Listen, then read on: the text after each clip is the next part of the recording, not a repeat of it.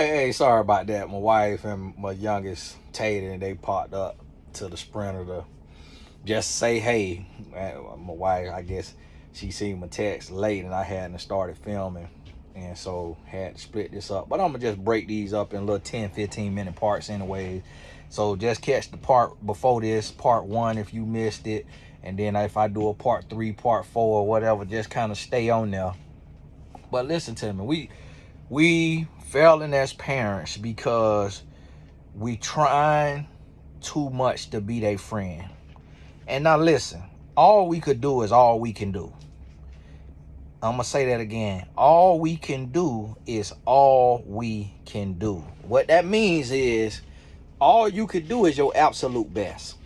And after you do your absolute best, the rest is it's out there. But see, a lot of times parents say they did their absolute best and they making excuses. They didn't do their absolute best. They made excuses along the way while not doing their absolute best. And they think just because they clothed and they fed and had a roof over their child's head that they did their absolute best. And that's not your best. You have to provide clarity. You have to provide consistency, and you have to provide consequences. Now, with the consequences, the flip side of that is reward. So, for example, you love your child and you bless your child, but you hold your child accountable. So this weekend, me and my wife, we came back from Turks and Caicos. We took our son to another resort where they could swim, stay in the hotel, and then we took them courtside to an NBA game. So because of that weekend of fun and jubilation, my son thought the day he could come home and try me.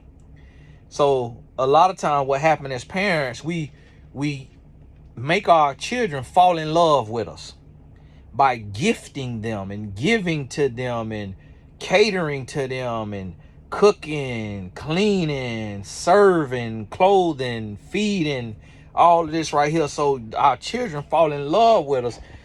And then when it's time to discipline our child, we be afraid to discipline our child because we don't want to be our child enemy.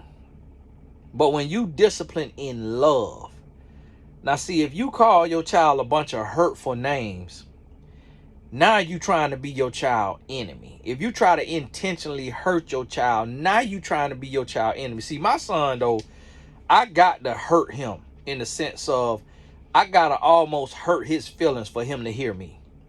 The boy is so thick-skinned, he's so tough with us because he know we love him. See, with the world, he's sensitive. With his friends, he's sensitive. But with us, he see us every day. He talk to us every day. He see how much we love him, how much we sacrifice for him, how much we do for him. So our words will go in one ear, out the other if it don't sting. It got to sting. I mean, it got to be real. It got to be all the way real. And that's for you and your child. The world never going to understand because the world don't love your child the way you love your child. So you could go off on your child and I might want to intervene and tell you to chill out, calm down, but I don't love your child. I don't know your child. I don't want for your child what you want for your child. So I got to use the wisdom, knowledge, and understanding to understand that your child come out of you. So if you operating from the right place and you not on drugs and you not mentally ill, then I got to trust the way that you raise your child because I know you love your child. And I know that I'm going to want to hinder your child and say, no, don't do this, don't do that. No, don't do this to you. No, don't say that to your child. No, don't punish your child like this because I don't care about your child like you care about your child. And so that's what you got to realize. It ain't for you to shine on your child, show out on your child in public because you'll get DCA called on you. Or DCS or DCF, all of them. Or be ABCD or be called on you. Because somebody else don't want you disciplining your child because they want something to call the people on you by. But you know your child and you know what your child need. And so I have to realize I know how to talk to my son. And just what I was going to say as a part one, as soon after I went off on my son, a little bit later, he talking to me. Soon after I kick him off that game, he come right in the room. Hey, Dad, such and such signed with such and such. He just a chipper and happy. He used to get an attitude, but now he know. Now he know that everything I say is valid because he know I love him. He know that I sacrificed and took his butt to another continent so that he could explore and experience and get closer to his dreams. He know that level of love. So now what that do is that give me room, more room to reprimand him. You can't just be feeding your child ramen noodles and then want to reprimand. Meaning, if you could feed them pasta, but you giving them ramen noodles, you ain't got no room to reprimand. Now, if ramen noodles all you can afford, then you shouldn't be feeding them dirt if you can afford ramen noodles. You see what I'm saying? Your child got to know you love them before you correct them. Your child got to feel embrace. Your child got to feel love. Your child got to feel affection. Your child got to know. Your child got to see and feel and experience a sacrifice that you have made for them. And your child don't see sacrifice as the roof over their head and the clothes on their back and the food that they eat. That's bare necessity. That's what you got to do as a parent, or you going to jail. So don't look at that as no sacrifice, even if it is. What I mean by sacrifice is going that extra mile. Sacrifice is driving and taking your child somewhere. Sacrifice is going above and beyond. Sacrifice mean if you got to borrow, if you got to put it on a credit card, go in a little bit of debt to help your child accomplish a dream, get closer to a dream. Your child need to see that sacrifice. And when you sacrifice, now you follow that up with the consistency and also the consequence when they get out of line. And what I'm noticing, men and women do this, but parents want to be so friendly with their child and want to be their child friend that they can't correct their child. They can't teach their child from right from wrong because they want to be so friendly with the child. And you not called to be your child best friend. You called to be your child parent. And it's a difference between a best friend and a parent, because a lot of best friends will go get in trouble with you. A lot of best friends will get you in trouble.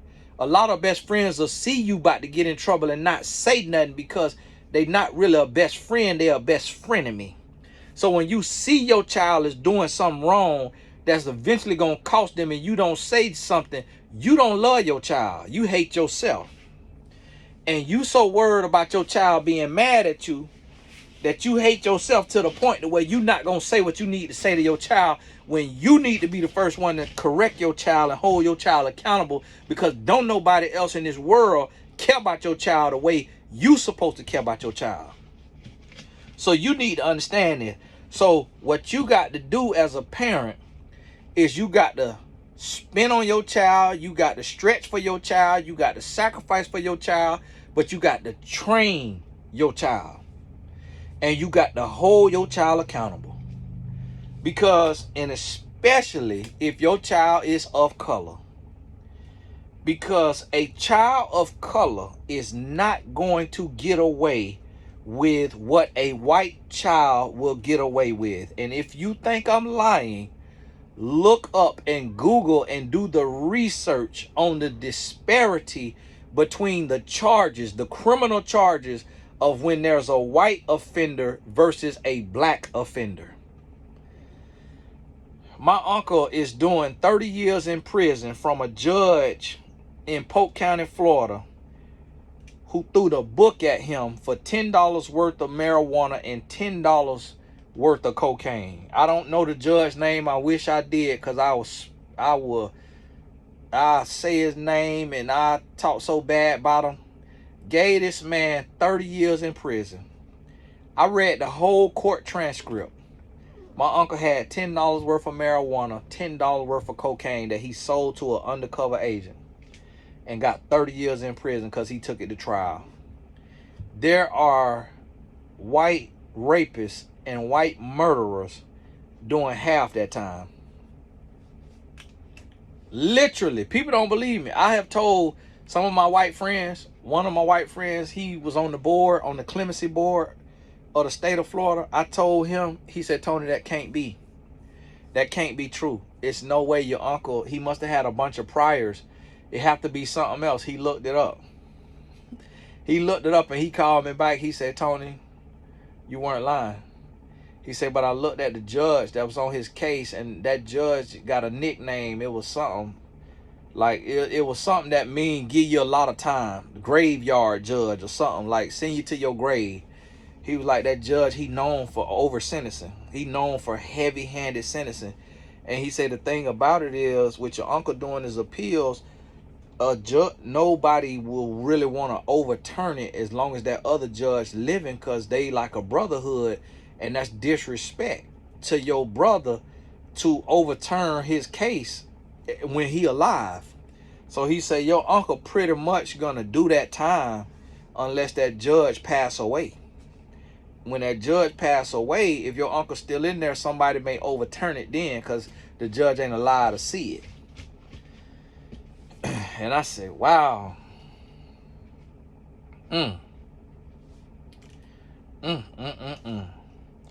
But see, that's the thing. Your child of color not gonna get away with the same thing that children who are not of color will get away with. Because it's a difference when what you do in your house versus what you do in somebody else's house.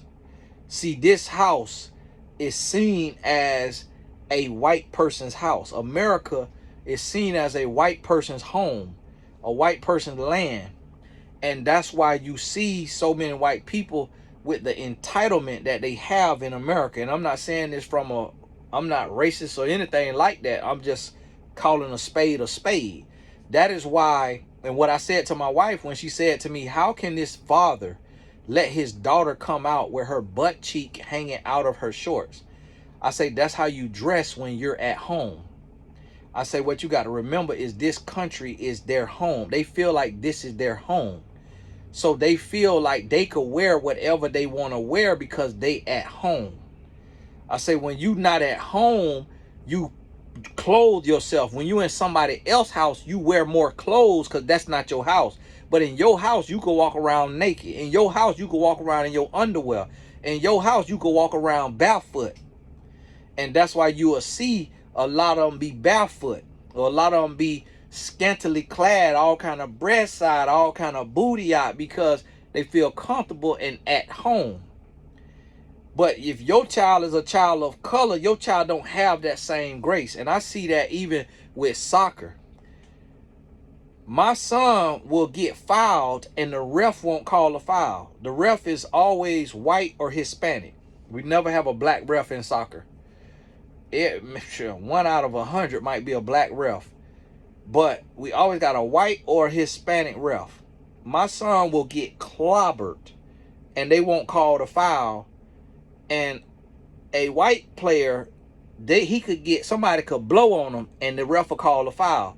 The reason why he don't call the same foul for black players is because he have told himself that we have an unfair advantage and that we are extra athletic and we are faster and we are stronger, so we can take more. That's the same way black women are treated by their doctors when they giving birth. Less pain meds, less pain precaution, preparation, pain adjustment and attention, because the doctor assume, oh, you're black, you come from apes, you come from slavery, you don't need as much pain meds. And you'll hear some black women tell their story about, and whereas a white woman could go in and be completely pampered, she giving any and everything she needed because she's seen as more delicate, and black is seen as more bestiality. And this is something we don't want to address, and something we don't want to admit, and something we don't want to talk about. This is the pink elephant in the room. Not just no elephant. This elephant got a color to it. It's so blaring in your face, and we don't want to admit it. And this is what you got to understand when you raising children of color. They will not be able to make the same mistakes. That young white girl could talk back to the teacher and the teacher don't say nothing. You let your black daughter talk back and she getting sent to the office, she might get suspended. We had to go off on a black teacher at my son's school because my son say she let the white boys clown and joke and act a fool, but when he go to clowning, she get mad and go off. The reason why she do that is because he black and she black, so she feel like she could be hard on the black boy and take out her anger on the black boy, but she feel like the white boy pay her tuition, pay her salary, and so she didn't want to, and the white boy could get her fired, which is true, But we had to check her and say, no, we pay your salary, we pay full tuition. So you gonna treat our son the same way you treat every other child. And when my wife told her that, she started crying. You only cry when you're guilty. And so this what we got to understand. And you have to be the disciplinarian for your child, because if you don't discipline your child, guess what will? That judicial system, that school system, and the punishment they give your child, you not going to like. And just like my uncle, you may not be able to reverse it or appeal it and win. And that's what you got to realize and understand. That you have to train your child up in the way that he or she needs to go. So that when they are old, they will not. This don't mean abuse your child. This don't mean don't love your child. This don't mean don't praise your child. Don't reward. It don't mean that. It mean that you got to love as great and as equal as you want to reprimand. But you got to reprimand as great and as equal as you want to love. And that's going to teach your child right from wrong and teach them about choices, decisions, and consequences, and the difference between the consequences and the rewards. Hey, this is Tony Gaskin. God bless you. We'll talk soon.